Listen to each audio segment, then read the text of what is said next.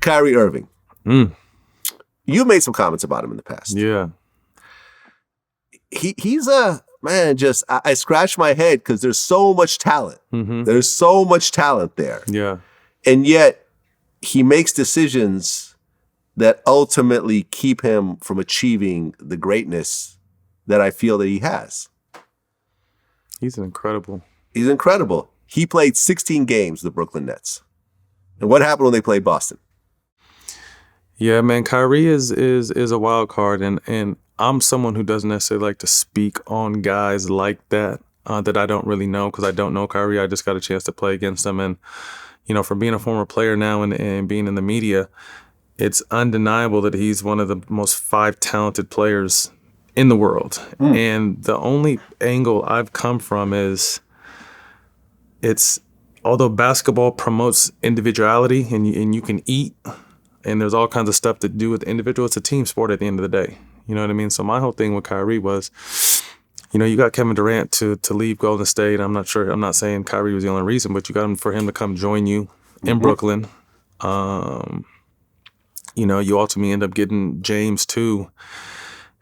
And for, and again, the vaccination is a whole nother rabbit hole we can go down. Like, if you got it, respect it. If you didn't get it, I respect it. Right. Like, to each his own on that.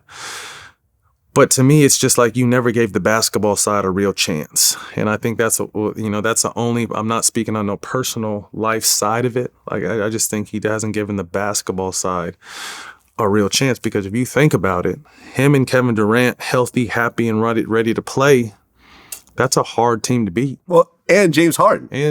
Like, that was supposed to be the new dynasty, right? That was the big, that was scary. Major guys. The what ifs, the what ifs with that team, I think are off the charts, and people always wonder. You know what I mean? But like I said, I respect everyone's personal decisions on how you vaccinate or not vaccinate. It's none of my business. But again, I'm talking from a fan side and a former player side where, you have arguably, when it's all said and done, a top 10 player ever to play this game, and Kevin Durant coming to play with you in Brooklyn with a chance to win a championship. And I feel like it's just kind of squandering away. And that's just like, damn, like he may look back when he's all said and done like, damn, what if I would have just played? What could have happened? How much could we have won? Well, with all that said, all he has to do is come out this year and kill, like I know he's going to do, and this will all blow over, and he's going to get the money he deserves, because he deserves however much the max is, he deserves it and more. But like I said, they don't trust him enough right now to give him that, so they want to almost, which is crazy to think some of his caliber and his talent, you have to prove yourself again, but it's not that he has to prove his game, he just has to prove that he's going to be out there for the team. Well, yeah, I mean, can you imagine Kobe sitting out half the season because he doesn't want to get vaccinated? Or Jordan? No. Neither. Messing up the finals because he's beefing over a medical thing? No, but it's hard to say, because neither of these guys had to go through that time, but I wouldn't, if I had to bet.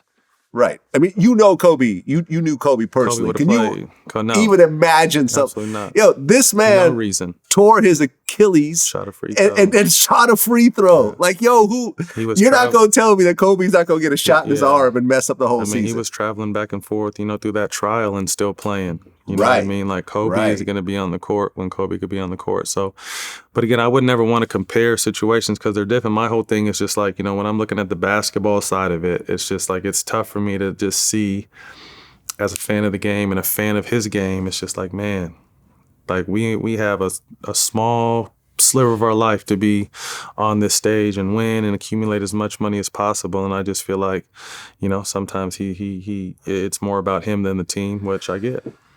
Yeah, I think the problem is that if he just said, listen, I'm not getting vaccinated, that's just my opinion, I'm done with it. But he doubles down. He said the vaccine mandates are amongst the biggest violations of human rights history. He retweeted Alex Jones, which basically had Alex Jones saying that the government is trying to become God when it comes to your health. And then by releasing diseases and viruses and plagues upon us, then basically we get shoved in their system. he just believes in this weird secret society, conspiracy. Everyone's against him. Yeah, the government I'm gonna keep it real. He might not be wrong. I don't really know, but like there's shit that is shown to us that makes you want to believe that kind of stuff. And I'm not, like I said, I'm not personal opinions and the way you view the world and you think it's flat or not. Like I'm not. Right. He like, thought about, he was doing the flat earth thing at one point. So I'm not like, to me, none of that shit matters to me. You know what I mean? I just know that Kyrie Irving is one of the most talented players in the world. You got Kevin Durant, who's going to be a top 10 player of all time on your team. Like, I want to see you guys go out there and work. And then whatever the fuck else you do is up to you, bro.